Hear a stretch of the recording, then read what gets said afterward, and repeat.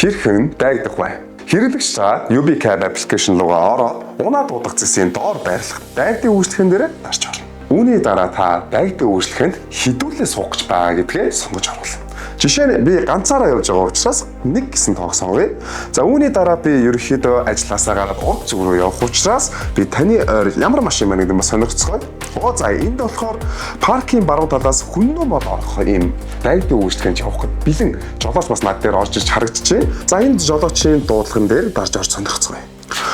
За ингээд хаашаа явах нь харагдаж байна. Ерөнхийдөө бол миний очих газар бас машин дайрах учраас би энэ жолоочийг сонгоод баталгааж орчих. За ингээд миний засан дуудлага тухайн жолооч руу шилжин. Тухайн жолооч миний дуудлагыг хүлээгээд авчих юм бол миний аппликейшн дээр нэлэгдэл ирнэ.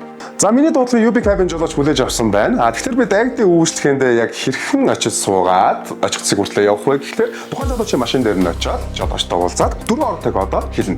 За ингээд миний аялал амжилттай эхэллээ. Хэрвээ дайгдын үйлчлэгээний аялал маань дууссан тохиолдолд миний аппликейшн дээр үн төлбөрийн мэдээлэл гарч ирэх бөгөөд би тухайн төлбөрийг бэлэн бусаар төлөх бүрэн боломжтой. За энэ удаагийн аяллыг би бэлнээр төлчих.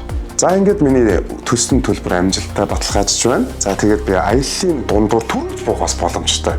Одоо энд харж би улаанаар тэмдэглэгдсэн төрүүлж буух гэсэн дорчлууд дээр дарснаар би эхлэлцгээс очих цэг хүртэл замдаа буух боломжтой гэсэн үг. За ингээд би төрүүлээ бодчих. За тэгээд би мэдээж аялал дуусч байгаа учраас жолоочийг үнэлнэ. Энэ удаагийн жолоочийг би 5 одоор дүгнэж.